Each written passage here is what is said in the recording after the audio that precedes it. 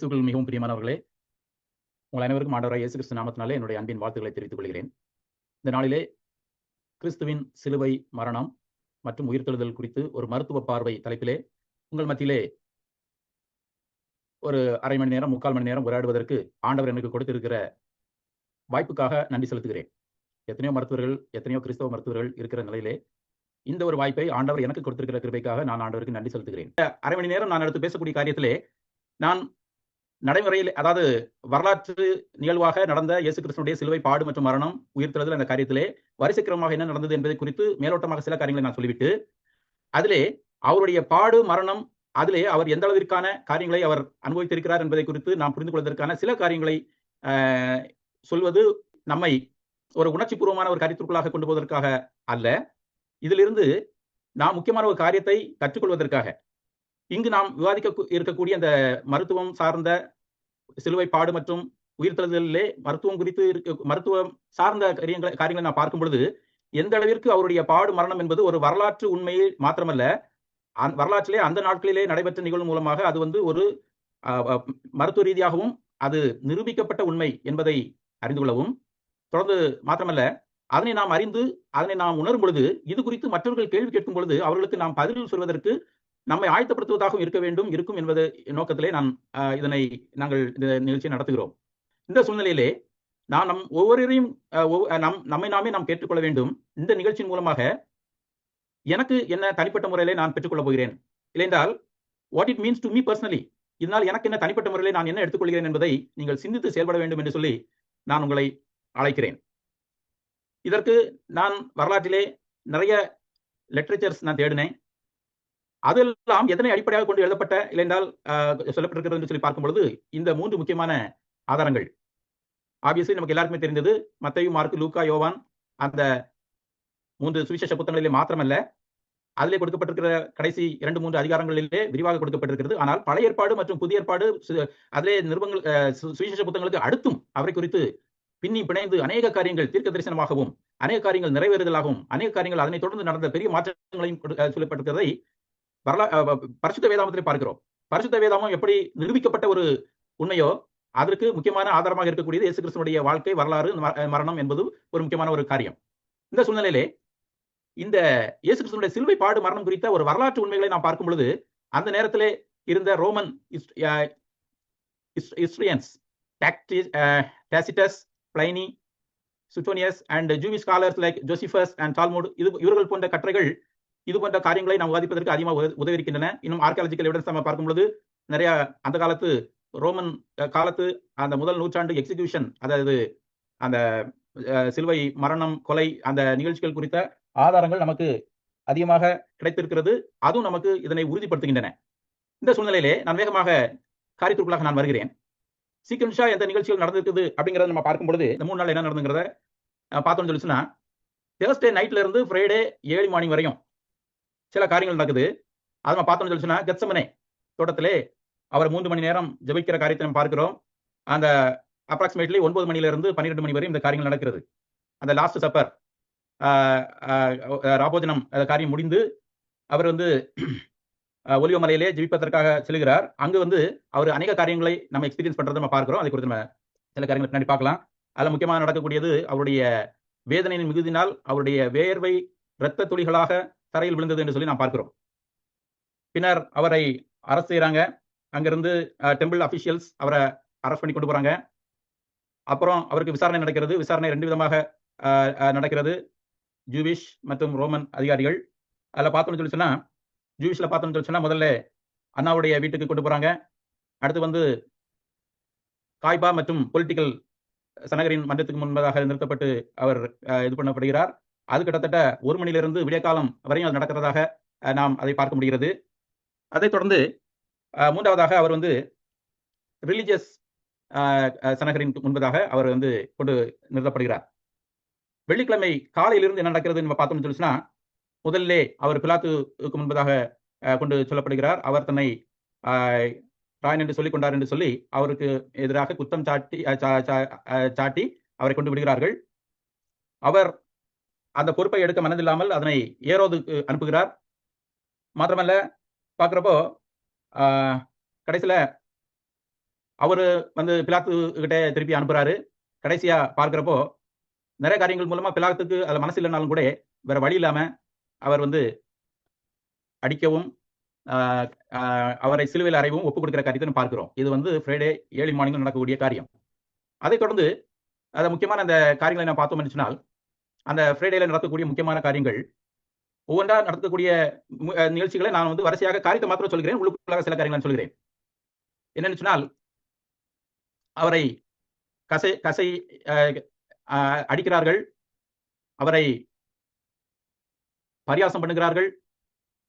Sorry, அவர் Golgotha மலைக்கு கொண்டு போகப்படுகிறார். அங்கே சிலுவையில் அறையப்படக்கூடிய நிகழ்ச்சிகள் எல்லாம் காணப்படுகிறது.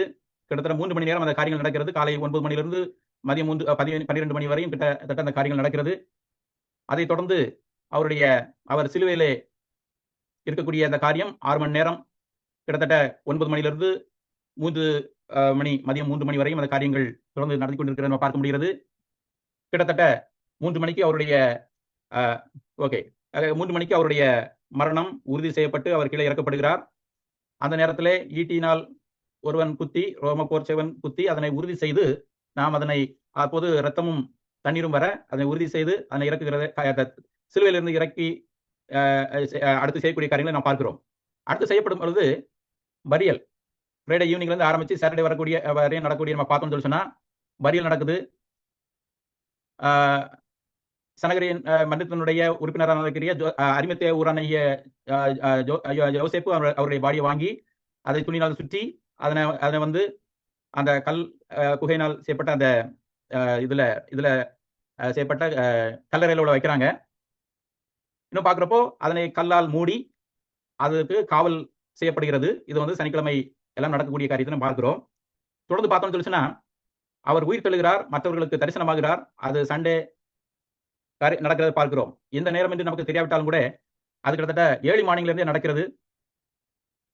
ஏனென்றால் காலையிலே வரக்கூடிய பெண்கள் அங்கு வரும்பொழுது அதற்கான சரியா ஃபார்மாலிட்டிஸ் காரியங்களை செய்யும்போதுக்காக வரும்பொழுது அவர்கள் அங்கே காணவில்லை. மதகலனா மேரி உள்ளிட்ட பல சிலர் அங்கு வரும்பொழுது அப்பொழுது அங்கே ஏஞ்சல் தேவதூதன் வந்து சில காரியங்களை சொல்லி அப்புறம் நடக்கிற காரியத்தை நம்ம பார்க்கிறோம். அதைத் தொடர்ந்து அவர் வந்து அநேகருக்கு தரிசனமாகிறார், உடனேயும் தரிசனமாகிறார், அடுத்தடுத்து நாட்களிலே தரிசனமாகிறார், 40 நாட்கள் தரிசனமாகிறார் என்று சொல்லி நம்ம பார்ப்போம். நமக்கு தெரியும். பின்னர் 40 நாள் கழித்து அவர் வந்து பரமேறி செல்லக்கூடிய காரியத்தை பார்க்கிறோம் உயிர்த்தெழுதலிலே. சோ இவ்வளவு காரியங்கள் அவருடைய இது நிகழ்வு இந்த 3 நாளிலே நடந்த, இல்லையென்றால் உயிர்த்தெழுதல் சொல்லும் பொழுது அது தொடர்ச்சியாக அடுத்த 40 நாட்கள் நடந்த நிகழ்வாக நாம் பார்க்கிறோம். இந்த நேரத்திலே 2 முக்கியமான சீனை நம்ம வந்து இப்ப நம்ம பார்க்க இருக்கிறோம். 2 முக்கியமான சீன் என்னன்னு சொல்லி சொன்னா குரூசிஃபிக்ஷன் சீன், அதாவது சிலுவையில் அறையப்படக்கூடிய அவருடைய சிலுவை பாடு மரணம் குறித்த ஒரு பார்வை தெளிவாக நம்ம பார்க்கிறோம். போன வருடம் நம்ம இது மாத்திரமே நம்ம பார்த்தோம். இந்த வருடத்திலே நம்ம வந்து அடுத்து நம்ம வந்து உயிர்த்தெழுதல் குறித்த காரியத்தை குறித்தும் சில காரியங்கள் நம்ம பேச இருக்கிறோம். சோ தட் நம்முடைய விசுவாசம் பலப்படுவதற்காகவும் மற்றவர்களுக்கு பதில் சொல்வதற்காகவும் என்று சொல்லி அந்த விதத்தை நம்ம பார்க்கும் பொழுது இந்த பிக்சர் பார்த்தா உங்களுக்கு நம்ம சொன்ன இந்த காரியங்கள் எல்லாம் உங்களுக்கு ஓரளவுக்கு மனசுல புரியும். நேரம் இல்லாதனால இதை நம்ம திருப்பி அதெல்லாம் சொல்லிட்டு இருக்கிறதுக்கான இது இல்லை. எல்லாமே சுற்றி முற்றி பார்க்கிறப்போ இந்த ஒரு எருசலேம் நகரத்தினுடைய அந்த ஒரு ஏரியாக்கள் இது நடக்குது. நான் அடுத்து இந்த நடந்த இந்த நிகழ்ச்சிகளை ஒரு 10 முக்கியமான 10 அல்ல ஒரு 8 முக்கியமான மருத்துவம் சார்ந்த சில காரியங்களாக நான் அதிலே தலைப்பிட்டு அந்த காரியங்களை குறித்து நாம் அவருடைய குரூசிஃபிகேஷன் அவருடைய சிலுவை பாடு மரணத்தை குறித்து நான் உலகத்திலே சில காரியத்தை சொல்லலாம்னு நினைக்கிறேன். அதை பார்க்கிறப்போ அந்த கெத்செமனே தோட்டத்துல என்று சொல்லி நான் சொல்ற பொழுது ஏற்கனவே சொன்னேன், 3 மணி நேரம் அங்க செலவு பண்றார். மன வியாகுலத்தினாலே, அதாவது மரணத்திற்கு ஏதுவான துக்கம் அவரை ஆட்கொள்கிறது. எனவே வந்து அவர் ஜெபிக்கிறார். சீடர்களையும் நீங்கள் ஜெபிக்க கூடாதா, 1 மணி நேரமா ஜெபிக்க கூடாதா என்று கேட்கிறார். திருப்பியும் போய் ஜெபிக்கிறார். திருப்பியும் தூக்கிட்டு இருக்காங்க. அப்புறம் முடிய நேரத்தில் இதோ எனக்கு வேலை வந்துட்டுன்னு சொல்லி அவர் முடிஞ்சு கிளம்புற அந்த காரியத்தை பார்க்கிறோம். சோ அப்போ அந்த இடத்துல வேர்வை அவருடைய வேர்வை ரத்தத்தின் பெருந்தொழிகளாய் விழுந்தது என்று சொல்லி நாம் பார்க்கிறோம். அது வந்து சிலர் வந்து அதாவது ஒரு உயர்வு நகைச்சி அணி இல்லைன்னா வந்து ஒரு லூக்கா ஒரு மருத்துவருங்கிறதுனால வந்துட்டு அதை வந்து சும்மா ஒரு புரியறதுக்காக சொல்லியிருக்கிறார் அப்படின்னு எடுத்துக்க முடியாது. ஆனா அதே நேரம் லூக்கா மருத்துவர்ன்றதுனால அது ஆதாரப்பூர்வமாகவும் இல்லை என்றால் அனுபவபூர்வமாக எடுத்துக்கிறார் என்று சொல்லி நாம் பார்க்க முடியும். எப்படின்னு சொல்லி நம்ம பார்க்கிறப்போ அந்த நம்ம அதை பார்த்தோம்னு சொல்லி சொன்னா அது அது வந்து ஒரு ரேர் இன்சிடென்டா இருந்தா கூட அது வந்து வரலாற்றுல நிறைய இடத்துல நடந்திருக்குது. முதல் நூற்றாண்டுல நடந்திருக்கிறதா பைபிள் நம்ம பார்க்கிறது மாத்திரமல்ல, தொடர்ந்து அந்த நாட்களிலும் அதுக்கு அடுத்த நாட்களிலும் சில நடந்ததாக வரலாற்று ஆதாரங்கள் இருக்கின்றன. 2ஆம் உலகப் போரிலே இப்படி ஒரு 2 நிகழ்வு நடந்ததாக ஆதாரம் இருக்கிறது. நான் லிட்டரேச்சரை தேடின அளவிலே 20ஆம் நூற்றாண்டில் மட்டும், அந்த 20ஆம் நூற்றாண்டில் மட்டும் 20க்கும் மேற்பட்ட இந்த நிகழ்வுகள் நடந்திருக்கிறதாக மருத்துவபூர்வமாக அதை டாக்குமெண்ட் பண்ணியிருக்கிறாங்க. அது வந்து ரொம்ப நம்ம வந்து அதை உணர்ந்து கொள்ள வேண்டிய, இல்லைன்றால் அதை புரிந்து கொள்ளக்கூடிய ஒரு காரியம் தான். அது என்னன்னு சொல்லி பார்த்தோம்னு சொல்லி சொன்னா, சிலருக்கு வந்து பிளட் பிரஷர் ஏறிடுச்சுன்னு சொல்லி சொன்னா மூக்கு வழியா ரத்தம் வரதை நம்ம பார்க்கிறோம். எபிஸ்டாக்ஸ்னு சொல்லுவாங்க. அப்புறம் வந்து அதே வந்துட்டு பிரெயின்ல வந்து பிளட் இதாயிடுச்சுன்னு சொல்லி சொன்னா அது வந்து ஒரு பக்கம் ஸ்ட்ரோக் வரதை நம்ம கேட்டிருக்கிறோம். இதெல்லாம் வந்து மேஜரா இருக்கக்கூடிய பிளட் வெசல்ல பிளட் பிரஷர் ஹையா இருக்கிறதுனால, பிளட் பிரஷர் கூட எதனால ஹை ஆகுது, டென்ஷன் ஆகிறப்போ இல்லைன்னா வந்து ஏதாவது ஒரு அக்யூட் நிகழ்ச்சியில் நடக்கிறப்போங்கிறது நமக்கு தெரியும். ஸோ அது வந்து வெளிப்படையான நம்மளுடைய புரிதலுக்கு. ஆனால் அந்த இரத்த குழாயினுடைய சிறியது வந்து கேபிலரி என்று சொல்லக்கூடியது, இந்த ஸ்கின்ல இருக்கக்கூடியது, அந்த ஒவ்வொரு முடிக்கு இடையிலையும் வந்து வரக்கூடிய அந்த அந்த வேர்வை சுரப்பு, அந்த அந்த பக்கத்துல போகக்கூடிய அந்த இரத்த நாளங்கள் எல்லாம் இந்த ஒரு மென்டல் அகனி, ஒரு சடன் சிவியர் இந்த ஒரு இது இருக்கிற நேரத்துல அவர்களால் அப்போ அந்த இரத்த குழாய் வந்து உடைந்து பிளட் அதுல லீக் ஆகி அது வந்து அந்த வேர்வை சுரப்பு வழியா வெளியில வரதாக மெடிக்கல் ரீதியா நம்ம வந்து அதை எக்ஸ்பிளைன் பண்றாங்க. சோ அதுல வந்து என்ன நம்ம பார்த்தோம்னு சொன்னா, அது வந்து பயங்கரமான வந்து ஒரு பெயின்ஃபுல்லான ஒரு விஷயம். ஏனென்றால் வேர்வை சுரப்பு வழியா வேர்வை வரதுக்கு மட்டும் தான் இடமும் இருக்குது, காரியமும் இருக்குது. ஆனா இப்போ வந்து அந்த இடத்துல ரத்தம் சிறு ஒவ்வொரு அந்த இது மூலமாகவும் அந்த ரத்தம் கசிய ஆரம்பித்து அந்த இடம் வந்து அந்த இடத்தை அடைத்துக் கொள்கிறதுனாலே அது வந்து பயங்கர வேதனை மிகுந்த, இல்லைன்றால் வலி தரக்கூடிய ஒரு இது. எப்படி நமக்கு வந்து அடிபட்டு ரத்தம் கட்டிச்சுன்னு சொல்றோம் இல்லையா, அப்ப அந்த இடத்துல அந்த வீங்கி இருக்கனால எவ்வளவு வலி இருக்குது, அது வந்து உள்ளுக்குள்ள அது ஸ்கின் லெவல்ல மேல் லெவல்ல இருக்கிறப்பவே இது வந்து வலி தரக்கூடிய ஒரு காரியம். அப்புறம் ஓகே, நான் வந்து முக்கியமான ஒரு 8 காரியத்தை மாத்திரம் தான் சொல்றேன். அதை தொடர்ந்து நம்ம பின்னாடி கேள்வி பதில் காரியங்களை நீங்க ஏதாவது நான் விடுபட்ட காரியங்களோ இல்லைனால் மேற்கொண்டு காரியங்களோ நம்ம கேட்டுக்கலாம். அப்புறம் வந்து அவரை அடித்து, இல்லைன்றால் அந்த கசையினால் அடித்து அந்த காரியங்களை நம்ம பார்க்கிறப்போ, அவர் வந்து கசையடி என்று சொல்லும் பொழுது நம்ம ஊர்லயே காணப்படுவது போன்று மாட்டை அடிப்பதற்காக அந்த கசை இந்த வாரில் வந்து நார்மலா ஒரு இது மட்டும் தான் இருக்கும். ஆனா நீங்க சில இடங்களை பார்த்திருப்பீங்க, அந்த வாரிலே வந்துட்டு நுனியில ஒரு முடிச்சு போட்டிருப்பாங்க. ஆனா அந்த முடிச்சுல வந்து அது எந்த அளவுக்கு பெயின்ஃபுல்லா இருக்கும் நமக்கு தெரியும். ஆனா இந்த ரோமனுடைய இதுல நம்ம பார்த்தோம்னு சொல்லி சொன்னா, அந்த இதுல வந்து ஒரு லெதர் தாங்ஸ், அதாவது வந்து இந்த முடிச்சு, அதாவது அந்த தோல் முடிச்சுகள், அது மாத்திரம் இல்ல, சின்ன சின்ன அயன் பால், அது ஒரு இரும்பு துண்டு, இல்லைன்னா ஷார்ப் கிளிக்கக்கூடிய இதெல்லாம் வந்து அதில் கட்டிப்பாங்க. ஸோ தட் அதை வச்சு அடிக்கிறப்போ அது பயங்கரமா ஆழமாகவும், இல்லை என்றால் ஆக்ரோஷமாகவும், இல்லை என்றால் பயங்கர வேதனை கொடுக்கக்கூடிய ஒரு காரியமாக இது காணப்படுகிறது. இதெல்லாம் சொல்வதற்கு அந்த அதை குறித்து விளக்கப்பட்டிருக்கிற வசனங்களை எல்லாம் சொல்வதற்கான நேரமும் இல்லை. அந்த புரிதலுக்காக நம்ம அதை பார்த்தோம்னு சொல்லி சொன்னா, அது வந்து அழுத்தமான காயங்களையும் ரத்தம் கண்ணிருந்து என்று சொல்லக்கூடிய காரியத்தையும், நான் உள்ள இருக்கிற மசில்ஸ் அதை வந்து அதை டேர் பண்ணக்கூடிய, இல்லைன்றால் அந்த மசில்ஸ் எல்லாம் தாக்கப்படுகிறது, இந்த லிகமெண்ட் டேர் நம்ம சொல்லுவோம் இல்லையா, அந்த மாதிரி வரக்கூடிய அளவுக்கு எல்லாம் அந்த காரியங்கள்லாம் வரும். அப்படி வரப்போ பிளட் லாஸ் ஆகும். அதனால தான் வந்து பின்னாடி இருந்தாருங்கிற நம்ம பார்ப்போம். அதுல இன்னொரு காரியம் அதுல நடக்குது. அந்த முள் முடியை அவருக்கு சூடி வைக்கிற அந்த சொல்லி, அது வந்து ஒரு ஹெர்ப்ல இருந்து எடுக்கக்கூடிய ஒரு சிறிய ஒரு செடி, அதனுடைய ஒரு இதனுடைய இதான் நம்ம சொல்றாங்க. அந்த முள் முடியில நம்ம பார்த்தோம்னு சொல்லி சொன்னா, அதுல இருக்கிற முள்ளும் கூட தலையில குத்துறப்போ அது வந்து பயங்கரமான வலியை உருவாக்கும். எஸ்பெஷலி அவருடைய அது தலையில மேல மாத்திரம் இல்லாம இப்படி பின் ஏரியாவெல்லாம் கவர் ஆகிற மாதிரி வச்சிருக்கிறதுனால அது வந்து இந்த பக்கம் சப்ளை பண்ணக்கூடிய ஃபேஷியல் நர்வ், ட்ரைஜிமினல் நர்வ், இந்த மாதிரி ஏரியாக்கள் எல்லாம் வந்து இங்க மேல இது வந்து அழுத்தி அது வந்து பயங்கரமான வேதனை கொடுக்கும் அப்படின்னு சொல்லி சொல்றாங்க. அது புரியுதுக்கு நம்ம பார்த்தோம்னு சொல்லி சொன்னா, நமக்கு வந்து நார்மலா வந்து உடம்புல வந்து ஒரு முள்ளு இல்லைன்னா ஒரு ஊசி குத்துறதுக்கும் அது தலையில உள்ள அந்த இதுல குத்துறதுக்கும் நமக்கு வித்தியாசம் இருக்கும். ஏனென்றால் அந்த தோல் வந்து அதுல இருக்கிற ஸ்கின் வந்து ரொம்ப ஸ்ட்ரெச்டு, அதாவது வந்து ரொம்ப இங்க மாதிரி மசிலோ இல்லைன்னா உள்ளுக்குள்ள சாஃப்ட் டிஷ்யூ இந்த இது கொழுப்புலாம் ஒன்றும் கிடையாது, இங்க கம்மியா இருக்கும் ஸ்கேல்ப்ல. அப்போ அது டைரக்டா வந்து அது குத்துறப்போ அது பயங்கர பெயின்ஃபுல்லா இருக்கும். ஸோ அதை நம்ம உணர்ந்து கொள்ள முடியும்னு சொல்லி நான் நம்புறேன். அந்த கசையடின்னு சொல்லி சொல்றப்போ இந்த பிக்சர் நம்ம பாத்தீங்கன்னு சொல்லி சொன்னா, நான் ஏற்கனவே சொன்ன மாதிரி இந்த ஒரு ஹேண்டில் இருக்குது, அதுல கசை இருக்குது, அந்த நுனியில பாத்தீங்கன்னு சொன்னா சின்ன சின்ன எலும்பு துண்டு, இரும்பு துண்டு, இந்த இதே வந்துட்டு தோல்நாள் ஆகக்கூடிய ஒரு இது. சோ இதை நம்ம பார்க்கிறப்போ இதை 2 பேர் நின்று கொண்டு 2 பக்கத்திலிருந்து அடிப்பார்கள். வலது பக்கத்துல இருக்கிறவர் அவருடைய இடது பக்கத்துல இருந்து அடிக்கிறப்போ அவருடைய வலது பக்கத்தை பேஸ் பண்ணும். அப்புறம் இங்க இருந்து லெப்ட்ல இருந்து அடிக்கிறவர் அவருடைய வலது பக்கத்தை அவருடைய வலது பக்கத்துல நின்று கொண்டு இடது பக்கத்தை அடிக்கிறப்போ இதனுடைய டைரக்ஷன் நீங்க பாத்தீங்கன்னு சொன்னா, அது இந்த மாதிரி ஒரு டைரக்ஷன்ல அவருடைய பின்னாடி அவருடைய முதுகுல இந்த மாதிரி ஒரு டைரக்ஷன்ல ரொம்ப வேகமாக, அதாவது நம்ம இருந்து கொண்டு ஒரு சைடுல அடிப்பது என்று சொல்லி சொன்னால் அது வந்து கிட்டத்தட்ட குத்துவது போன்று, இல்லைன்றால் ஒரு மொத்தி எடுக்கிறது, இல்லைன்னா வந்து அப்படின்னு சொல்லுவாங்களே, ஒத்தி எடுக்கிறேன்னு சொல்லுவோம் இல்லையா, அதுல வந்து அவ்வளவு வேதனை இருக்காது. ஆனா இங்க ஒரு சைடுல நின்னுட்டு அடுத்த சைடு அடிப்பாங்க. சோ தட் அது வந்து பயங்கரமான இருக்கும். அது இயேசு கிறிஸ்துவுடைய இதை நம்ம பார்க்கிறப்போ அவர் வந்து தேச துரோக வழக்கு இருந்ததுனால, அந்த குற்றச்சாட்டா இருந்ததுனால, அந்த படை வீரர்களுக்கு, அந்த சேவர்களுக்கு அந்த தேசத்தின் மேல உள்ள பற்றுதல்ல இயேசு கிறிஸ்து அவர்கள் வந்து அதிகமாக டார்ச்சர் மீன்ஸ் அடித்திருப்பார்கள் என்பது நம்ம புரிந்து கொள்ள வேண்டிய ஒரு காரியம். ஓகே, அப்ப வந்து அவரு சிலுவை சுமந்து கொள்ள செல்லக்கூடிய ஒரு காட்சியை குறித்து அந்த பிக்சர் நான் இதில் போடல. ஓகே, சிலுவை சொல்லிருப்போம், செங்குத்தா இருக்குது, கிடைமட்டமா இருக்குது. மொத்தத்தில் அது வந்து ஒரு 150 கிலோக்கு மேல இருக்கும். குறுக்கு மட்டத்தில் இருக்கக்கூடியது மட்டுமே 35 இருந்து ஒரு 56 கிலோ வரையும் இருக்கும்னு சொல்றாங்க. ஆனா இதுல வந்து இயேசு கிறிஸ்துனுடைய பொதுவான இதுலயும் சரி, இயேசு கிறிஸ்துனுடைய இதுலயும் வந்து அந்த ரெண்டையும் சேர்ந்து தூக்கிட்டு போனதான எவிடன்ஸ் கிடையாது. ஆனா அவருக்கு அந்த 35 இருந்து 56 கிலோ இருக்கக்கூடிய அந்த இதை தான் வந்து ஹரிசாண்டல் இதான் வந்து அவருக்கு வச்சு தூக்க வச்சிருக்கிறாங்க. ஆனா அதையும் அவரால் வந்து அத்தனை தூரத்துக்கு கொண்டு போக முடியல. அப்போ வந்து சீமோன் சுமக்கிறத நம்ம பார்க்கிறோம். சோ இதுல வந்து அவர் அடிக்கடி கீழே விழுகிறார், அவரால் முடியல.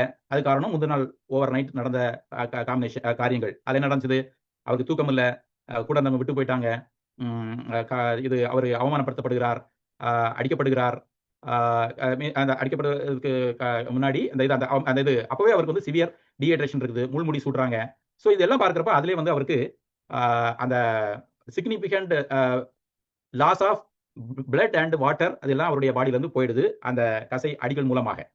ஸோ எனவே அது அறையப்படக்கூடிய இடத்திலே அவர் தூக்கிட்டு கொண்டு போற செல்றது வந்துட்டு ஒரு முக்கியமான அவருடைய கடினமான ஒரு காரியமாக நாம் பார்க்கிறோம். அடுத்து ஆணினால் அறையப்படுகிறது. அறையப்படுகிற அந்த ஒரு காரியத்தை பார்க்கிறப்போ ஒரு பிக்சர் நம்ம பார்த்திருப்போம். ஆனா அதுல பார்த்தோம்னு சொல்லிச்சுன்னா ஒரு சில பிக்சர்ஸ் ஓகே, பிக்சர்ஸ் வந்து ஒவ்வொரு வகையான பிக்சரும் ஒவ்வொரு மாதிரி இருக்கிற நம்ம பார்க்கிறோம்.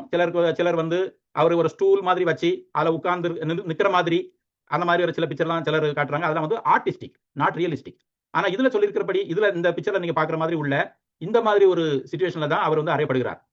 அவருக்கு கை ரெண்டையும் சைடுல இதுல மணிக்கட்டுல அந்த இதுல அறையிறாங்க. நம்ம பிக்சர்ல நம்ம பார்த்தோம்னு சொல்லி சொன்னா உள்ளங்கையில அறையிற மாதிரி காட்டியிருப்பாங்க. அது மாதிரி பற்றி பேசுவோம்.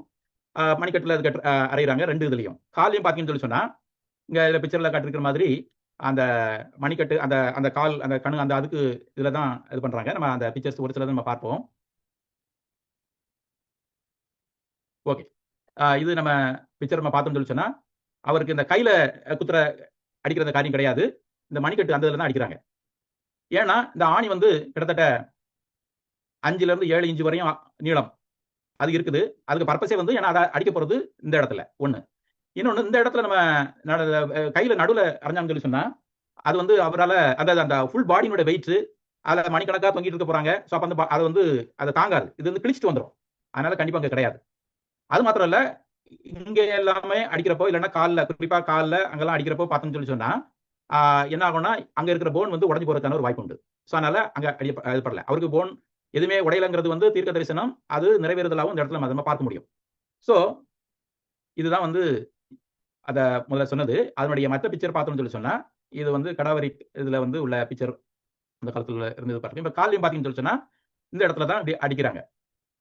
ஸோ இந்த பொசிஷனை தான் ஒரு சிம்பாலிக்கா வந்து என்னமோ அவர் வந்து நிக்கிற மாதிரி ஒரு ஸ்டூல் மாதிரி வச்சு அது இருக்கிற மாதிரி அப்படி போட்டு அந்த மாதிரி நம்ம நினைக்கிறோம். ஆனா அப்படி கிடையாது. எந்த இடத்துல அடிக்கிறாங்கிறத நீங்க பாக்குறீங்க. இதனுடைய காரியத்தை நம்ம பார்த்தோம்னு சொல்லி சொன்னா அந்த ரிஸ்ட்ல அந்த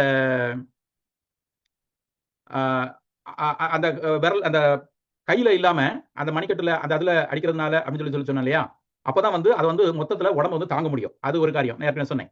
அப்ப இதுல பார்த்தோம்னு சொல்லி சொன்னா அதுல வந்து மீடியன் நர்வ், இந்த இடத்துல போகக்கூடிய ஒரு நரம்பு வந்து அதுல வந்து பாதிக்கப்படும். நடுவில் வரக்கூடிய அந்த மீடியன் நர்வ், அந்த நரம்பு வந்து அடிக்கப்படுறதுனால அவருடைய கை வந்து அப்படி ஹேண்ட் அது வந்து அப்படி சுருங்கிக்குது. மாத்திரம் அது வந்து பயங்கரமான ஒரு வேதனை கொடுக்கக்கூடியதாக இருக்கும். ஸோ அது வந்து எனவே அது அங்கதான் அதை அடிக்கிறாங்க, பயங்கரமான பெயினா இருக்கும். இதே மாதிரி பார்த்தோம்னு சொல்லி சொன்னா காலையும் நம்ம வந்து அடிக்கப்பட்ட அந்த பொசிஷன் நம்ம பார்க்கும் பொழுது அந்த இடத்துல நடுவில் வரக்கூடிய பெரோனியல் அண்ட் பிளான்டார் நர்வ்ஸ் அதை வந்து இன்ஜுரி பண்ணி அது இன்னும் பயங்கரமான வேதனையும் காரியங்களையும் அவருக்கு கொடுக்குதுன்னு சொல்லி பார்க்கிறோம். எனவே அந்த அளவுக்கு ஒரு கொடூரமான ஒரு சிலுவையில் அவர் அறையப்பட்டார். அவர் சிலுவையிலே தொங்குகிறார். சிலுவையில தொங்கப்படுகிற காட்சி நமக்கு கிட்டத்தட்ட 3 மணி நேரம் சிலுவையில தொங்கினார் அப்படின்னு சொல்லி பார்க்கிறோம். அப்போ சிலுவையில தொங்குற அந்த காட்சி நம்ம பார்த்தோம்னு சொல்லி சொன்னா, இப்போ இங்க இருக்கிற இந்த காரியத்தை நீங்க பாருங்க. அப்போ மூச்சு விடணும் அப்படிங்கிறப்போ நமக்கு வந்து நம்ம மூச்சு விடுறப்போ என்ன பண்ணுது, செஸ்ட் வந்து மூச்சு உள்ள எடுக்கிறப்ப செஸ்ட் வந்து விரியுது. அப்போ விரியணும் அப்படின்னு சொல்லி சொன்னா என்னெல்லாம் இருக்குன்னு சொல்லி சொன்னா அந்த செஸ்ட்ல இருக்கிற அந்த மசில்ஸ் எல்லாம் வேலை செய்யணும். உடம்பு மேல தூக்கி கொடுக்கணும். அதுக்கு கீழே ஊனுறதுக்கு கால் வேணும். அப்ப காலை கீழே ஊன்றப்போ அதனால வரக்கூடிய வலி மேல தொங்கிட்டு இருக்குது. அப்போ பாடி மேல எழும்புறப்போ அங்க இழுக்கிறப்போ அதுல உள்ள வரக்கூடிய வலி. ஸோ இந்த மாதிரி காரியங்கள் எல்லாம் இது பண்ணி தான் அவர் வந்து அதுல வந்து இது பண்ணிட்டு இருக்கிறார். ஸோ அப்ப அவருக்கு வந்து அவரால் வந்து அந்த ஒரு ஆக்டிவா அது வந்து அந்த இன்ஹலேஷன் அந்த எடுக்கக்கூடிய காரியங்கள் வரும். அதனால வந்துட்டு அந்த மூச்சு வாங்கக்கூடிய அந்த காரியம் வரும் அப்படிங்கிறத நம்ம பார்க்கிறோம். ஸோ இப்படி இருக்கிற அந்த சூழ்நிலையிலே அடுத்து என்ன ஒரு காரியம் வர வாய்ப்பு இருக்கு அப்படின்னு சொல்லி சொன்னா, இந்த தொங்கிக் கொண்டு இந்த மாதிரி மூச்சு விட கஷ்டப்பட்டு இந்த காரியங்களை பண்ணிட்டு இருக்கிற அந்த சூழ்நிலையிலே அவருக்கு வந்து இந்த ஜாயிண்ட் எல்லாம் வந்து விட்டு போக ஒரு வாய்ப்பு உண்டு. பழைய ஏற்பாட்டில் வசனம் நினைக்கிறேன், நமக்கு ரெஃபரன்ஸ் நான் எக்ஸாக்டா எனக்கு ஞாபகம் வைக்கல. கட்டு விட்டது அப்படின்னு சொல்லி அந்த ஒரு வசனம் வரும். டிஸ்கஷன் டைம்ல யாராவது நீங்க சொல்றேன்னு சொல்லுங்க. அந்த மாதிரி அவர் வந்து ஜாயின்ஸ் எல்லாம் விட்டு போறதுக்கு ஒரு வாய்ப்பு உண்டு. அப்போ அப்படி டிஸ்லொகேஷன், ஆனா நமக்கு டிஸ்லொகேஷன் பார்த்தா நமக்கு எவ்வளவு பெயின்ஃபுல்னு தெரியும் இல்லையா? அப்போ பெயின்ஃபுல் ஆன பிறகு ஃபர்தர் என்ன பண்ண முடியாது, நம்மளால இன்னும் அந்த பிரீத்திங் காரியங்களை செய்ய முடியாது. ஸோ இப்படிப்பட்ட அவருடைய ஒரு காரியத்துல அதான் வந்து அவர் என்ன பண்றாரு, 7 காரியங்களை பேசிக்கிறார், 7 வார்த்தைகளை பேசியிருக்கிறார். நம்ம அடுத்த வாரம் வெள்ளிக்கிழமை 7 வார்த்தை குறித்து நம்ம பேசுவோம் நம்முடைய சபைகளிலே, நல்ல விஷயம். ஆனால் அந்த 7 வார்த்தையை அவர் வந்து எவ்வளவு கஷ்டப்பட்டு காரியங்களை பேசியிருக்கிறார் என்று சொல்லி நம்ம பார்க்கும்போது நாம் இதனை ஒரு சாதாரணமாக ஒரு காரியமாக எடுத்துக்கொள்ள முடியாது. நீங்க வந்து ஒரு இது பார்த்தோம். ஓகே, அதனால அவர் வந்து 7 காரியம் தான், சரி, அவர் வந்து 7 வசனங்கள் தான் பேசியிருக்கிறார். அதாவது மூச்சு விடுறதே கஷ்டம், அதுல வந்து அவர் என்ன பண்ணியிருக்கிறாரு, வார்த்தைகளை பேசியிருக்கிறார். அப்போ அதுக்கு ஒரு முக்கியத்துவம் இருக்குது. நம்ம யாராவது நமக்கு வேண்டியவங்க இறந்துட்டாங்க அப்படின்னு சொல்லி சொன்னா கடைசி காலங்களிலே அவர் பேசின காரியங்களை நம்ம அதிகமாக நினைச்சிருப்போம். அப்படி ஒரு இயேசு கிறிஸ்து சொன்ன காரியங்களை தான் நம்ம வந்து அதிகமா தியானிக்கிறோம். வெள்ளிக்கிழமை நல்லதுதான். ஆனா அப்படி பார்த்தா அந்த கடைசி ஒரு வாரம் இல்ல கடைசி நாட்கள்ல இல்லைன்னா அவருடைய சிலுவை பாடு மரணம் குறித்து அவர் சொன்ன எல்லா காரியத்தையுமே நம்ம வந்து நினைவு கூர்ந்து அதனாலே நம்ம வந்து அதை போற்றி கொள்ள வேண்டும். ஏன்னா வந்து அவர் அதுக்காகவே பிறந்தார். எனவே அந்த காரியங்களை எல்லாமே நம்ம வந்து போற்றி கொள்ளணும். ஆனா நம்ம வந்து இந்த 7 காரியங்களை மாத்திரம் பேசுறோம். ஏன்னா வந்து அது முத்தாய்ப்பான ஒரு காரியம். அப்போ இந்த ஒரு வார்த்தைகளை அப்படியே சொல்லப்பட்டிருக்கிற முன்னாடி நான் சொன்னோம்ல, அவர் சொன்ன எல்லா காரியங்களையும் ஒப்பிடணும்னு சொல்லி, அதனால அப்படி ஒப்பிட்டு நாம் இந்த காரியங்களை சபையில பேசுகிறோம். அது மிகவும் நல்லது, அதுதான் நல்லது, அது நாம் செய்ய வேண்டும். ஆனால் அவர் எவ்வளவு கஷ்டப்பட்டு இந்த காரியங்களை பேசியிருப்பாரு நம்ம பார்க்கிறப்போ வந்துட்டு பிதாவே இவர்களுக்கு மன்னியும், தாங்கள் செய்வது இன்னொரு அதிகாரி இருக்கிறார்கள் சொல்றாரு. அப்புறம் வந்து போக போக வந்து அந்த வார்த்தைகள்லாம் சுருங்கி வரக்கூடிய பார்க்கிறோம். ஒரு கலனை பார்த்து சொல்றாரு, இன்றைக்கு என்னோட பரதேசில் இருப்பாய். சீடனை பார்த்து சொல்றாரு, இதோ உன் தாய். அம்மா பார்த்து சொல்றாரு, இதோ உன் மகன். அப்புறம் தேவனே ஏன் என்னை கைவிட்டீர். அப்புறம் தாகமாயிருக்கிறேன், முடிந்தது. இந்த மாதிரிலாம் பார்த்தோம்னு சொல்லி சொன்னா, கோர்வையா பார்த்தோம்னு சொல்லி சொன்னா, முதல்ல அவரால் வந்து கொஞ்சம் அதிகமா பேச முடிஞ்சது. போக போக போக போக அவரால் வந்து உண்மையிலே பேச முடியல. ஏன்னா பேசணும் அப்படின்னு சொல்லி சொன்னா மூச்சு விடுறதுக்கே அவ்வளவு சிரமப்படணும். அப்ப பேசணுங்கிறப்ப வந்து சஸ்டைண்டா அதை வச்சு மெதுவா அதை வந்து எக்ஸ்கேல் பண்ணணும். அப்பதான் நம்ம வந்து பேச முடியும்.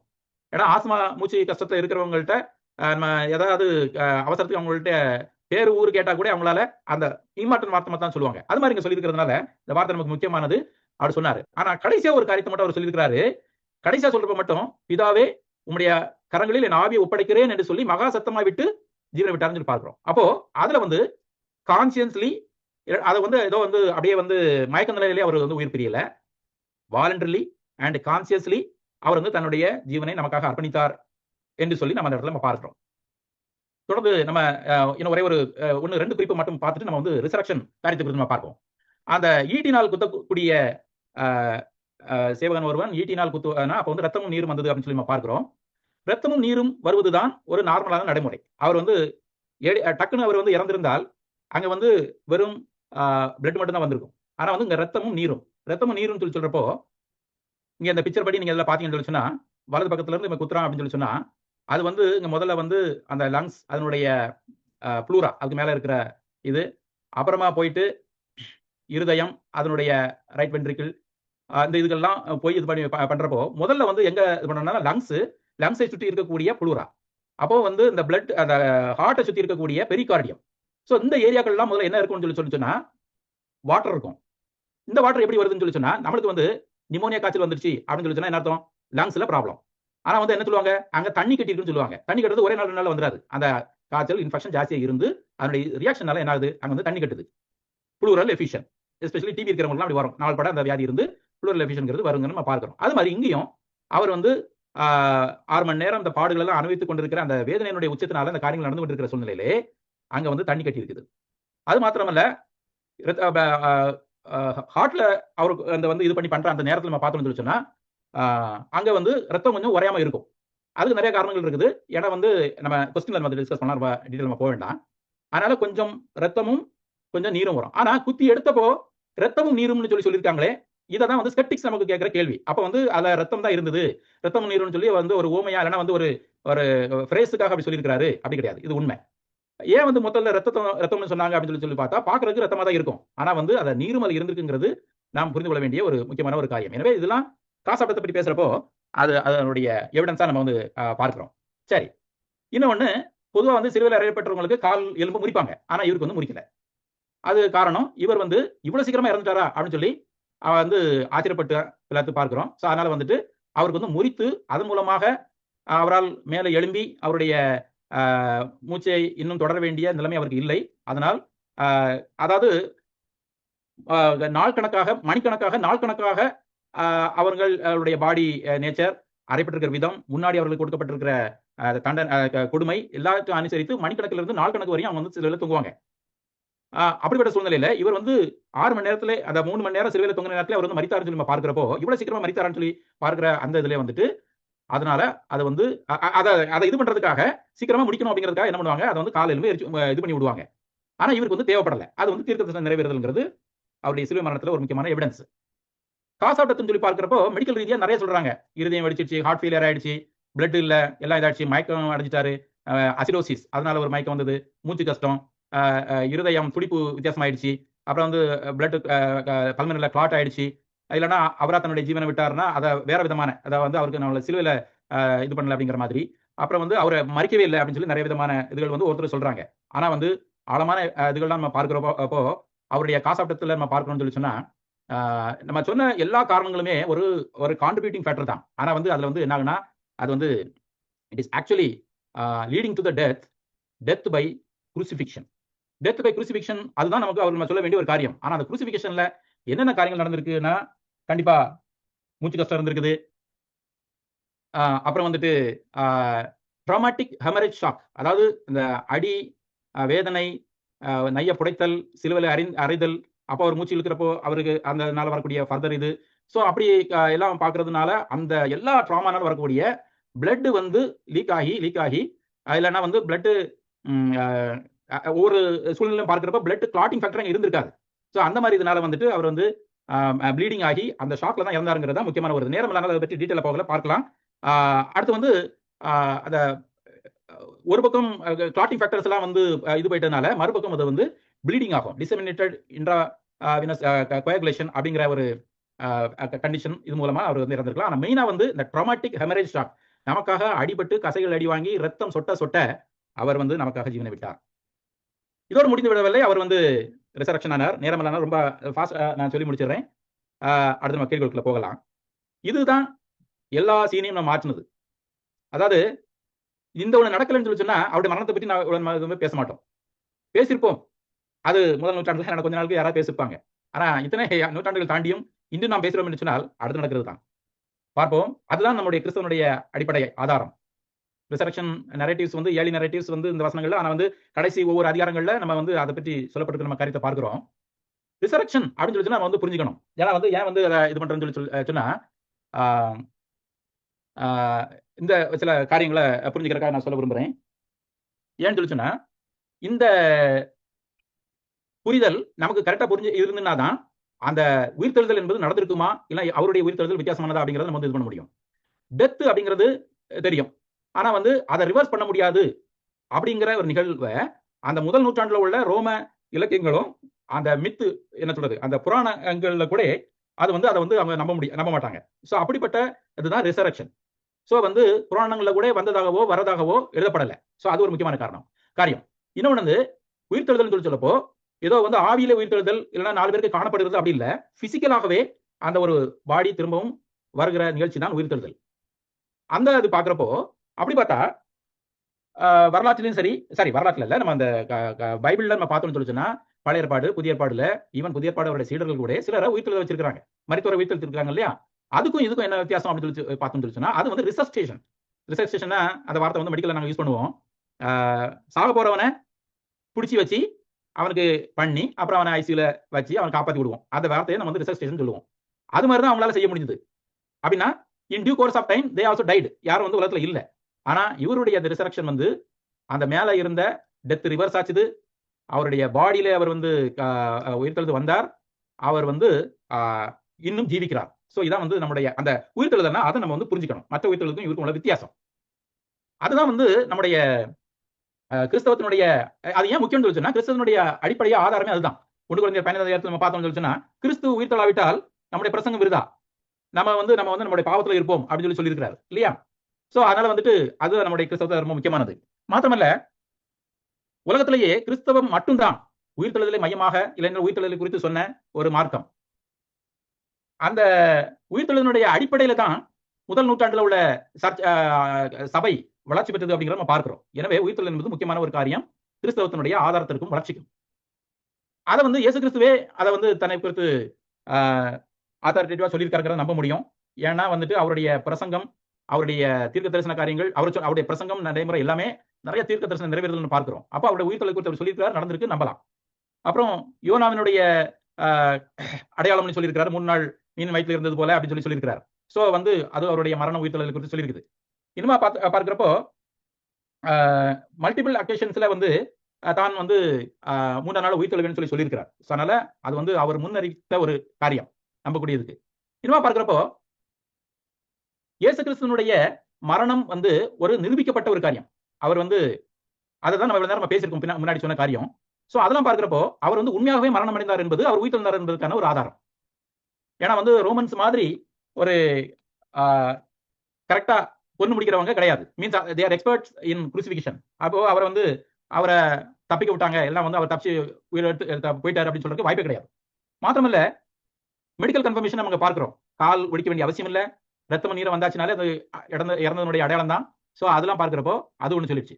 இன்னும் ஸ்காலரி கன்சென்சஸ்ல நம்ம நிறைய பார்க்கிறப்போ அந்த நாட்களிலே வந்து ஈவன் கடவுளை நம்பாத ஏத்திஸ்ட் கூட இயேசு கிறிஸ்து காலத்துல இயேசு கிறிஸ்து சிலுவை மரணம் மூலமா தான் மரணித்தாருங்கிறத ஒப்புக்கொள்றாங்க.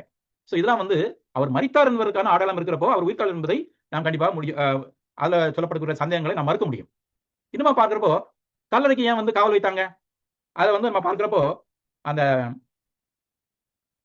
ஒரு ஸ்டோனை வச்சு அதை மூடுறாங்க. ஸ்டோன்னா வந்து அதை கிட்டத்தட்ட வந்து 10-15 பேர் வந்து தான் அதை வந்து தள்ளி நகர்த்த முடியும். அந்த அளவிற்கு 1.5 to 2 டன் வெயிட் உள்ள ஒரு இதுன்னு சொல்றாங்க. அப்போ அது ஒருத்தரால இல்லைன்னா கொஞ்சம் பேரால இது பண்ணிக்க முடியாது. அதுக்கு வந்து ரோமன் சீல் வச்சு அதுக்கு வந்து ரோமனுடைய அதிகாரிகள் நின்று அதை காவல் காக்குறாங்க. அந்த காவல் காக்குறவங்களும் கூட சும்மா கூலிக்கு வேலை செய்யறவங்க கிடையாது, தே ஆர் ப்ரொஃபஷனல்ஸ். அவங்களே நடுங்கிற அளவிற்கு காரியங்கள் நடந்து நம்ம பார்க்கிறோம். சோ அது வந்து அவர்களுக்கு மரண தண்டனைக்கு ஏதுவான குற்றம். அதுல வந்து அவங்க வந்து தவறுனாங்கன்னு சொல்லி சொன்னாங்க. சோ அதனால வந்து அவங்க வந்து அதை கவனிக்காம இருந்திருக்க வாய்ப்பு கிடையாது. சோ எனவே இவ்வளவு காவலுக்கு பின்னும் அவர் உயிர்த்தெழுந்தார். உயிர்த்தெழுந்ததுக்கு பின்னாடி உள்ள காரியத்தை பார்த்தோம்னு சொல்லி சொன்னா ஒரு empty stomach, empty tomb. So அதாவது காலியான கல்லறை, இது வந்து அவருடைய அடையாளமாக காணப்படுகிறது. அதுல நம்ம பார்த்தோம்னு சொல்லி சொன்னா அதை முதல்ல பார்த்தவங்க விமன். இந்த காலம் மாதிரி அந்த காலத்திலுமே விமன்ஸுக்கு வந்து பெண்களுக்கு வந்து அங்கீகாரமும் அடையாளமும் இல்லாத நேரத்திலே அவர்கள் சொல்லுகிற விட்னஸ் வந்து இட் இஸ் மோர் வேலிட் தேன் ஜெனரலா மற்றவங்க சொல்றது. மற்றவங்க சொன்னா அதை கதை விடுற மாதிரி வச்சிருப்பாங்க. ஆனா இது வந்து எவிடன்ஸ். ஆனா இன்னும் மல்டிபிள் அட்டஸ்டேஷன்ஸ் நம்ம பார்த்தோம்னு சொல்லிச்சுன்னா நான் உயிர்த்தெழுவேன்னு சொல்லி 4 சுவிசேஷன்லயும் அவர் சொல்லப்பட்டிருக்கிற மாத்திரம் இல்ல, அந்த உயிர்த்தெழுந்ததுக்கான இது நான் ஏற்கனவே போட்ட ஒரு ஸ்லைடு பார்க்கிறப்ப 4 சுவிசேஷன்ல அவருடைய இது இருக்குது, எவிடன்ஸ், அவர் உயிர்த்தெழுந்த ரெக்கார்டு இருக்குது. ஸோ மாத்திரமல்ல லேக் ஆஃப் வெனரேஷன் என்று சொல்லி பார்க்கிறப்போ அவருடைய கல்லறை, அதாவது அவர் வாழ்ந்த காலத்துல கிட்டத்தட்ட 50க்கும் மேற்பட்ட மத தலைவர்கள், குருமார்கள், அவர்களுக்காக ரபிக்கள், இவர்களுக்காக அவங்களுடைய கல்லறையை வந்து போற்றி பாதுகாத்து அவங்களுக்கு வணக்கம் செலுத்தி அதாவது அதை வழிபடக்கூடிய முறைகள் நடந்திருக்குது. ஆனா இவருக்கு உடைய கல்லறையே அந்த காலத்திலும் சரி இந்த காலத்திலும் சரி அதை வழிபடவில்லை. சோ அது வந்து ஒரு முக்கியமான ஒரு காரியம். சோ போஸ்ட் ரெசரக்ஷன்ல நம்ம பார்த்தோம்னு சொல்லி சொன்னா அவர் வந்து அப்பியரன்ஸ் ஆகினத எவிடன்சஸ் நிறைய பார்க்கிறோம். இன்னும் 2 நிமிஷத்துல அதை முடிச்சிடுறேன். அது வந்து நம்ம டிஸ்கஷனுக்குள்ள போகலாம். நிறைய வந்து டைவர்ஸ் விட்னஸஸ் நம்ம பார்க்கிறோம். அட்லீஸ்ட் 12 இடங்கள்ல அவர் வந்து தரிசனமான சூழ்நிலை நம்ம பார்க்கிறோம். முதல்ல மேரி, பீட்டர், ஜேம்ஸ் 12 பேருக்கு, இன்னும் 500 பேருக்கு ஒரே நேரத்துல. ஸோ இப்ப நம்ம பார்க்கிறோம். அப்படி பண்ணது எல்லாமே ஏதோ வந்து சும்மா வந்து மாய தோற்றத்துல நடந்ததில்ல. பிசிக்கல். அவர் வந்து அவர்களோட பேசினார். மற்றவங்க பார்க்க முடிஞ்சது. மற்றவங்க இவங்களை டச் பண்ணாங்க. இவர் அவர்களோட இது பண்ணாங்க. அவர்களோட இவங்க சாப்பிட்டாங்க. ஸோ இதெல்லாம் வந்துட்டு எவிடன்ஸ். டிரான்ஸ்ஃபார்ம்ட் எனிமீஸ், அதாவது அவருடைய எனிமீஸ் கூட, ஸ்கெப்டிக்ஸ் கூட அந்த காலத்துல திரும்பினாங்க. யாரு? சவுல் நம்ம பார்க்கிறோம் இல்லையா? ஸோ அந்த மாதிரி இதெல்லாம் வந்து அதனுடைய எவிடன்ஸ். இன்னும் அவருடைய உயிர்த்தெழுதலுடைய எவிடன்ஸ் நம்ம பார்த்தோம்னு சொன்னா டிரான்ஸ்ஃபார்ம்டு லைஃப்ஸ், அதுதான் வந்து ஒரு முக்கியமான ஒரு இது. இந்த கோழைகளாக இல்லை என்றால் பின்வாங்கி போன அவருடைய சீடர்கள் எல்லாம் எப்படி வந்து துணிச்சலோடு அடுத்தடுத்து வித்தியாசமான மரணங்களை சந்திப்பதற்காக அவர் துணிவுற்றார்கள், முக்கியமானது. அதுவரையும் ஜூவிஷுடைய வழக்கப்படி சபாத், சனிக்கிழமை இருந்தக்கூடிய ஆராதனை அது ஞாயிற்றுக்கிழமைக்கு மாறுகிறது. அப்படின்னா என்ன அர்த்தம்? இந்த ஞாயிற்றுக்கிழமை உயிர்த்தெழுந்த நாளுக்கு முக்கியத்துவம் கொடுக்கிறார்கள். சபை பெரிதாக வளர்ந்தது. இது ஒரு முக்கியமான எவிடன்ஸ். தொடர்ந்து சபை முதல் நூற்றாண்டிலே வளர்ந்த காரியங்கள் நம்ம பார்க்கிறப்போ இது வந்து சாதாரணமான காரியம் கிடையாது. உண்மையிலே அப்படி ஒரு நிகழ்வு நடக்காம அப்படி ஒரு பெரிய ஒரு சோசியலாஜிக்கல் சேஞ்ச் வந்திருக்க அங்க வாய்ப்பு கிடையாது. ஸோ இந்த மாதிரி எவிடன்சஸ் எல்லாம் நிறைய இருக்கிற இந்த சூழ்நிலையில உயிர்த்தெழுதலை கண்டிப்பா நம்பலாம். இந்த ஒரு காரியத்தோட நம்ம முடிக்கிறேன். நிறைய பேர் வந்து இதை சொல்றாங்க, இது வந்து நம்ப முடியாத காரணம் அது வந்து அவர் வந்து அவர் அப்படி மரணிக்கல, ஆக்சுவலா வந்து மயக்க நிலையில் இருந்தாரு, அவர் அப்படியே இறக்கிட்டாங்க, அப்புறம் அவர் வந்து உயிர்த்தெழுந்து வந்துட்டாங்க. இதெல்லாம் நம்ம வந்து இப்போ ஆர்கியூ பண்றதுக்கு நேரம் இல்லை. ஆனா அது எப்படி முடியும்? நான் ஏற்கனவே இந்த ஸ்டோனு, காவல் இதெல்லாம் இருக்கிறப்ப ஒருத்தரால எப்படி இது பண்ண முடியும்? அப்புறம் வந்துட்டு தெஃப்ட், மாத்திட்டாங்க, களவாண்டிட்டு போயிட்டாங்க, அது வந்து அவங்க கட்டின கதை. அப்புறம் ஹாலுசினேஷன் சொல்லி சொல்றப்போ அந்த இது வந்து நிறைய பேருக்கு வந்து 40 நாளும் பார்த்தவங்க எல்லாம் அவங்க தங்களுடைய கற்பனையிலிருந்து பார்த்தாங்க அப்படின்னு சொல்லி. ஹாலுசினேஷன் வந்து ஒரு 2 நாள் 3 நாள் சிலருக்கு தோணலாம். 40 நாள் வரையும் இது சாதாரண காரியம் கிடையாது. அப்புறம் ராங் டாம் தியரி, வேற வேற கல்லறைய காட்டி இது பண்ணி பண்றாங்க அப்படின்னு சொல்லி சொல்றப்போ ஜோசப் அரிமத்தியாவுக்கு வந்துட்டு கண்டிப்பா தெரியும். அப்போ அந்த நேரத்தில் அவனை வச்சு இதுதானா அப்படிங்கிறத அவங்க வந்து இது பண்ணாமலாம் இருக்க முடியாது. ஸோ அப்படி இருக்கிறப்ப வந்து இவங்க கிளைம் பண்றாங்க ராங்கன்னு சொல்லி அவங்க சொல்றதுக்கு வாய்ப்பு கிடையாது. அவர் உண்மையிலே உயிர்த்தெழுந்தார். அதை நான் மாத்திரமல்ல, உலகத்தில் உள்ள நான் மேல சொல்ல எல்லா காரியம் மூலமாக நான் மாத்திரம் இல்லாம எல்லாருமே நம்ப முடியும். இந்த ஒரு வசனத்தை நம்ம பார்த்தோம்னு சொல்லி சொன்னா ஏசாயா 53:5 நம்முடைய பாவங்களுக்காக, யாராவது ஒருத்தர் வாசிக்கிறீங்களா? அந்த ஒரு வசனத்தை மட்டும் முடிச்சிடலாம். ஓபன் பண்ணி வாசிக்கிறீங்களா? ஏசாயா 53:5.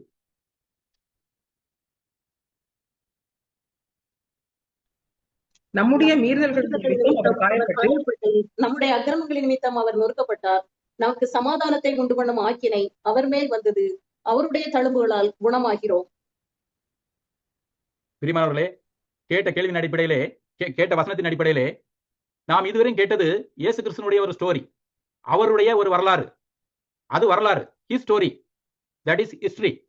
ஆனால் நம்முடைய பாவங்களின் நிமித்தம், அதாவது என்னுடைய பாவத்தின் நிமித்தம் அவர் காயப்பட்டு, என்னுடைய அக்கிரமங்களின் நிமித்தம் அவர் நொறுக்கப்பட்டு, என்னுடைய பாவங்களுக்கு தண்டனை மீட்பு கிடைக்கும்படியாக அவர் வந்து மரித்தார், உயிர்த்தெழுந்தார் என்று சொல்லி நாம் தனிப்பட்ட முறையிலே இதனை நம்பி அதனை விசுவாசித்து ஏற்றுக்கொள்ளும் பொழுது அங்கே ஒரு மிஸ்ட்ரி நடக்கிறது. His story is a history. When it comes to my story, that's a mystery called salvation. ரட்சிப்பை நாம் அடைகிறோம். ஒருவேளை இதுவரையும் நாம் அறிவுபூர்வமாக நாம் கேட்டுக்கொண்டிருப்போம். ரட்சிப்பை அனுபவித்திருக்கிறோமா? யோசித்து பார்ப்போம். ஒருவேளை ரட்சிப்பை அனுபவிக்காத அநேகர் இருக்கிற சூழ்நிலையிலே இதனை ஒரு வரலாறாக அவர்களுக்கு எடுத்துச் செல்லாமல் அவர்கள் ரட்சிப்பின் அனுபவத்திற்குள்ளாக வரும்படியான ஒரு காரியமாக இதனை பயன்படுத்த நாம் ஆயத்தமா இருக்கிறோமா? நம்மை நாம் யாரும் பார்ப்போம். நம்மை ஆண்டவர் வழிநடத்தும். நேரமில்லானால் நான் இதை முடிக்கிறேன். தொடர்ந்து நாம் விவாதிப்போம்.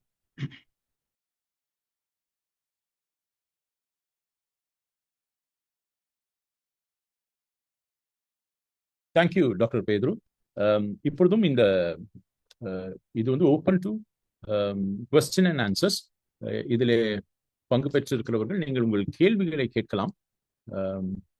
உங்கள் எல்லாருக்கும் நேரம் ஒதுக்கப்படுகிறது. நீங்கள் இந்த கேட்ட இந்த இதில் இருந்து anything regarding to crucifixion and resurrection உங்களுடைய கேள்விகளை நீங்கள் தயவாய் கேட்கும்படி உங்களை அன்போடு கேட்டுக்கொள்கிறேன்.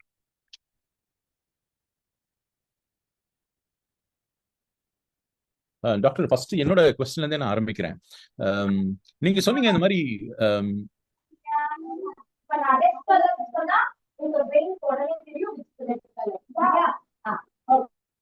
Doctor, yes, sir. ஆண்டவராக இயேசு கிறிஸ்துவோடைய டெத் வந்து ப்ளீடிங், லாஸ் ஆஃப் பிளட்னால ஏற்பட்டிருக்கும்ன்ற மாதிரி நீங்க சொன்னீங்க. யூஸ்வலா நான் இந்த மாதிரி படிச்சிருக்கிறேன். சிலுவையில வந்து யூஸ்வலா அறையப்பட்டிருக்கிறவர்கள் 3 நாட்கள்ல இருந்து சில நேரம் 7 நாள் வரைக்கும் கூட அவங்க தொங்கிட்டு இருப்பாங்க. விலங்குகள்லாம் கூட அவங்களுடைய பறவைகள்லாம் கொத்தி சாப்பிட்டு ரொம்ப க்ரூவல் டெத்தா இருக்கும் அப்படின்னு சொல்லுவாங்க. ஆஹ் எப்படி இயேசுசாமி அவ்வளவு ஷார்ட் ஹவர்ஸ்ல மறித்திருக்கிறதுக்கான வாய்ப்பு வந்து இப்போ எதனால? ஒருவேளை ஃபிளாகிங்னால இருந்திருக்குமா, இல்ல வேற ஏதாவது ரீசன் இருந்திருக்குமா doctor? Specially to Jesus death, அதை நீங்க எப்படி பாக்குறீங்க? கண்டிப்பா இது ஒரு நல்ல ஒரு கேள்வி. இதை தான் வந்து நம்ம நிறைய பேர் வந்து அந்த தவறான இல்லைன்றால் ஸ்கெப்டிக்ஸ், அதாவது சந்தேகப்படுறவங்க வந்து இதை சந்தேகமா எழுப்பி காசு டெத் வந்து நம்ம நினைக்கிறபடி கிடையாது, மயக்க நிலைமையில இறந்தாரு, எல்லாம் வந்து அந்த ஈட்டி வச்சு குத்துன அந்த அந்த ஷாக்ல இறந்துட்டாரு, எல்லாம் வந்து முடியாம டக்குன்னு அவரோட பிசிக்கோட தான் இதாக இருந்தது அப்படின்னு சொல்லி. ஆனால் அப்படிலாம் நம்ம வந்து சொல்ல முடியாது. இயேசு கிறிஸ்துனுடைய ஸ்ட்ரென்த் நம்ம படி பார்க்கிறப்போ அவர் வந்து இஸ் பிசிக்கலி வாஸ் ஃபிட். அந்த காலத்தில் டிரான்ஸ்போர்ட் கிடையாது, நடந்தே போனார், நிறைய அற்புதங்களை செஞ்சார், நிறைய இதுகளை பார்க்குறப்போ இஸ் பிசிக்கலி ஃபிட். ஒரு கார்பெண்டருடைய சன்னு. ஸோ அந்த சின்ன வயசுலேயே அவருடைய உடம்பு எல்லாம் பார்க்குறப்போ இஸ் பிசிக்கலி ஃபிட். அதை வந்து நம்ம இந்த இதில் சொல்ல முடியாது. ஆனால் அந்த ஈவெண்ட்ஸ் வந்து அதாவது அவர் சீக்கிரமாக இருந்தார் அப்படிங்கிறதுக்கு ஒரு எவிடன்ஸ் வந்துட்டு too much of agony and everything over the short period. அந்த ரத்தத்தின் வேர்வை துளிகளாக வந்ததுலேருந்து நம்ம ஸ்டார்ட் ஆகுது. That is a expression of how severe it was when he thought about his own death. மரண பயம்ங்கிறது எல்லாருக்கும் இருக்கும். ஆனால் அங்கே மரண பயம்ங்கிறது சாதாரண மரண பயம் இல்லை. இது மறித்து வைக்க போறது இல்லை, நம்முடைய பாவங்களை சுமக்கிறார், எல்லாருடைய அக்கிரமத்தை சுமக்கிற இது வருது. அது ஸோ அந்த ஒரு இது வந்து சாதாரணமான ஒரு காரியம் கிடையாது. அதை நினைத்து பார்க்கும்பொழுது அவருக்கு வேற என்ன இருக்கிறது, அப்போவே அவருடைய இது ஸ்டார்ட் ஆயிருக்குது. அப்போ நம்ம நேரம்லாம் நிறைய காரியங்கள் சொல்லலை, இருந்தாலும் வந்துட்டு பிசிக்கல் எக்ஸாஷன் நம்ம பார்க்குறோம், மென்டல் எக்ஸாஷன் பார்க்குறோம், அந்த அடிகள் நம்ம பார்க்குறோம். அதில் முள்முடியிலிருந்து ஆரம்பிச்சு கசையடி இதுலேருந்து நம்ம பார்க்குறப்போ இங்கே அடிக்கிறது எல்லாம் நம்ம பார்க்குறப்போ வந்து நம்ம பார்க்குறப்போ contributes to each one factor. என்ன சொல்லுச்சுன்னா traumatic and haemorrhagic death. So இதுதான் வந்து நம்ம அதில் வந்து நம்ப வேண்டிய, இல்லைன்னா புரிந்து கொள்ள வேண்டிய, most of the scholars accept பண்ணின ஒரு காரியமாக காணப்படுது. தேங்க்யூ. வேற யாராவது கேள்விகள் துரிதமாய் கேட்கணும், நமக்கு நேரம் இல்லாததுனால துரிதமாய் செய்யும்படி அன்போடு கேட்கிறேன். டாக்டர், இன்னொரு கேள்வி டாக்டர். மக்கள் யோசிச்சுட்டே இருக்கிறாங்க, என்னோட கேள்வி கேட்கிறேன். இப்போ வந்து நீங்க ரெசஸ்டேஷனுக்கும் ரிசரக்ஷனுக்கும் வந்து ஒரு எக்ஸ்பிளனேஷன் கொடுத்துருந்தீங்க. சீஷர்கள் செஞ்சது வந்து ரெசஸ்டேஷனா இருக்கும், ஜீசஸ் கிரைஸ்ட் வந்தது வந்து ரிசரக்ஷன் அப்படின்னு சொல்றீங்க. Because it was completely dead, எல்லாமே டெட் ஆகி திரும்ப ஒரு கேம் பேக். லாசரஸோட டெத்தையும் ஜீசஸ் கிரைஸ்டோட டெத்தையும் எப்படி சொல்றது டாக்டர்? அது ரெசஸ்டேஷன் நம்ம சொல்ல முடியுமா? I just had a question. டெஃபினட்டா இயேசு கிறிஸ்து உயிர் தலை வச்ச நிகழ்ச்சிகள் ஏதோ 2-3 இருக்குன்னு நினைக்கிறேன் இல்லையா? ஸோ அந்த நிகழ்ச்சிகளில் இருந்தவங்க யாருமே இன்னைக்கு வரை இல்லையே. In due time they died. இயேசு கிறிஸ்து அன்னைக்கு மரித்தார், ஆனால் அன்னைக்கு உயிரோடு இருக்கிறார். நம்முடைய விசுவாசம் மாத்திரம் இல்ல, அதுக்கு நம்ம எவிடன்ஸ் சில காரியங்கள் சொல்லியிருக்கிறோம். அந்த ரிசரக்ஷன் இயேசு கிறிஸ்து தவிர வேற யாருக்கும் கிடையாது. உயிர் திறந்தவர்களில் முதற் பேரானார் என்று சொல்லி அதை பற்றி சொல்லப்பட்டிருக்குது. So it is a different type of first kind of resurrection. That's one thing. That gives the hope and assurance and the evidence that we are all will be raised one day. நம்ம எல்லாரும் ஒரு நாள் சரீரத்தோடு உயிர்த்தெழப்படுவோம். சரீரத்துடன் ஆயுள் மாத்திரம் இல்ல, சரீரத்துடன் உயிர்த்தெழுந்து அவரோடு நாம் நித்தியமா இருப்போம் அப்படிங்கிற ஒரு விசுவாசத்தையும் இதுதான் கொடுக்கிறது. அதான் உண்மையான ரிசரக்ஷனா இருக்க முடியும். ஸோ அதான் மற்ற ரிசரக்ஷனுக்கும் இல்ல ரெசஸ்டேஷனுக்கும் இவருடைய ரிசரக்ஷனுக்கும் உள்ள வித்தியாசம். கசப்பு கலந்த காடியை அவருக்கு குடிக்க கொடுத்தார்கள், அவர் அதை ருசி பார்த்து குடிக்க மனதில்லாதிருந்தார்னு போட்டிருக்கு இல்லைங்க டாக்டர்? அது அதனாலயும் அவங்களுக்கு சீக்கிரம் டெத் வந்திருக்குமா? இல்ல அது ஆக்சுவலா வந்து கசப்பு கலந்த காடி கொடுக்கறது வந்து ஒரு மெர்சி கிரேஸ். அதாவது வந்து அது குடிக்கிறப்ப வந்து அவங்களுக்கு கொஞ்சம் ஒரு மயக்க நிலை, அதாவது அந்த வலி நிவாரணி, பெயின் கில்லர் மாதிரி. ஸோ அப்போ அந்த ஒரு இதுக்கு அவங்க மெர்சி, அதாவது ஒரு இறக்கப்பட்டு அவங்க கொடுக்கக்கூடியது. ஆனா இவர் வந்து நமக்காக வில்லிங்கா மறிக்கிறதுக்குன்னு ஆயத்தமாகி வந்துட்டாரு. இவ்வளவு பாடுகளப்பட்டவர் உண்மையிலே அந்த காடியை குடிச்சு கொஞ்சம் அந்த வலி போய்க்கணும்னு நினைச்சிருப்பாரா? அப்படி அதிகமா குடிச்சிருந்தாருன்னா மயக்க நிலைமையில போயிருப்பாருன்னு மற்றவங்க சொல்றதை நம்ப முடியும். ஆனால் அவர் குடிச்சிருக்க மாட்டார். ஸோ அதனாலதான் குடிக்கல. ஸோ அதனால இவ்வளவு பாடுகள் நமக்காக அவர் படிக்க முடியுது. நீங்க கேள்வி கேட்டது வந்து என்னன்னா, அதை குடிச்சதுனால சீக்கிரமா உயிர் போயிருக்குமான்னு கேட்டீங்களா? இல்ல என்ன கேள்வி வச்சல? ஆமாங்க டாக்டர், அப்படிதான் கேட்டேன். அவர் குடிச்சிருக்க மாட்டாரு.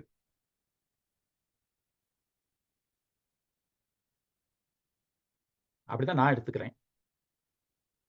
அதுலயே அவர் குடிக்க மனதில்லாதிருந்தார் அப்படின்னு தான் போட்டிருக்கேங்க. அதுதான் ஏன்னா வந்து அவரு மறிக்க மனதோடு இருக்கிறார். அவர் குடித்து தன்னை வேதனை மறுதளிப்பதற்காக அவர் இல்லை. அதான் உண்மை. தேங்க்யூங்க டாக்டர். தேங்க்யூ. சார் 15ல என் வாய் நாவு மேல் வாயோட ஒட்டி கொண்டதுன்னு இருக்கு. அப்ப அந்த நாவு வந்து மேல் வாயோட ஒட்டி இருக்கும்போது அவரால் எப்படி பேச முடிஞ்சிருக்குமா?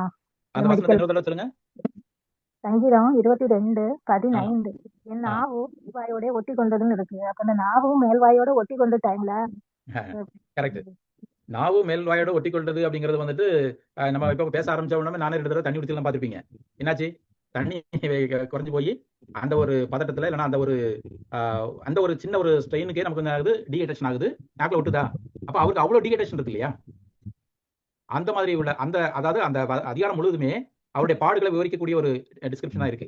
ஸோ அதுல வந்து அந்த தாகம், அதை பத்தி பேசுறதுக்கான அவ்வளவு நேரம் இல்ல, அந்த தாகத்தினுடைய ஒரு வெளிப்பாடுங்க அது. அதனால வந்து பேச முடியாத அளவுக்கு அது ஸ்டிக் ஆயிடுச்சுன்னு சொல்ல முடியாது.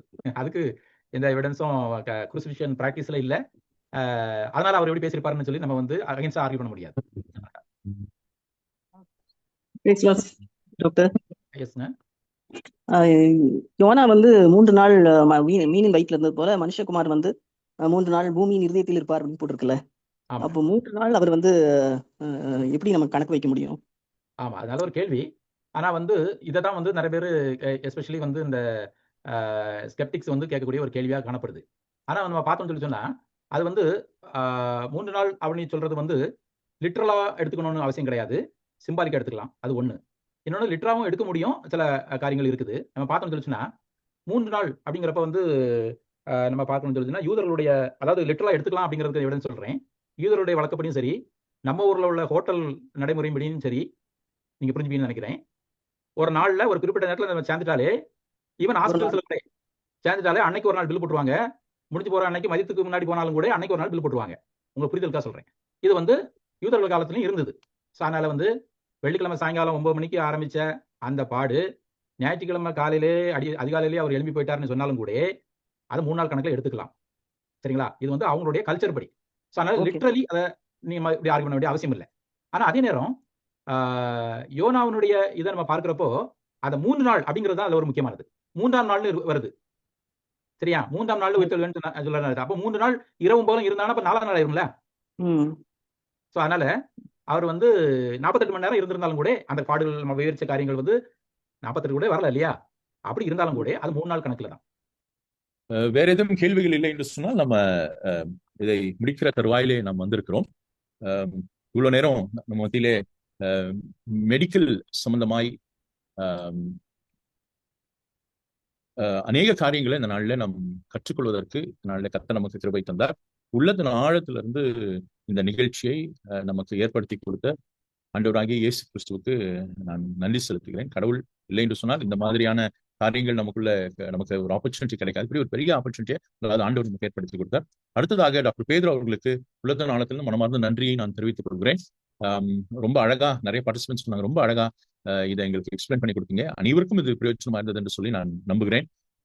கர்த்தர் உங்களை அதிகமாய் ஆசீர்வதிப்பாராக. உங்களுடைய ஊழியத்திலையும் உங்களுடைய தொழிலையும் துறையிலையும் கர்த்தர் உங்களை எடுத்து இன்னும் அதிகமாய் பயன்படுத்த நான் ஆண்டவரிடத்துல பிரார்த்திக்கிறேன். அது மாத்திரம் அல்ல, இதை ஆர்கனைஸ் பண்ணுவதற்கு இது எங்க காட் டிபெண்டன்ஸ் டீம் இதுக்கு பின்னாடி நிறைய பேர் உழைத்திருக்கிறார்கள். உழைத்த ஒவ்வொருவருக்கும் இயேசு கிறிஸ்துவின் நாமத்தில் மனமார்ந்த நன்றியை நான் தெரிவித்துக் கொள்கிறேன். கடைசியாக அனைத்து பார்ட்டிசிபென்ட்ஸ் இந்த இதில் கலந்து கொண்ட உங்கள் அனைவரையும் கர்த்தர் ஆசீர்வதிப்பாராக.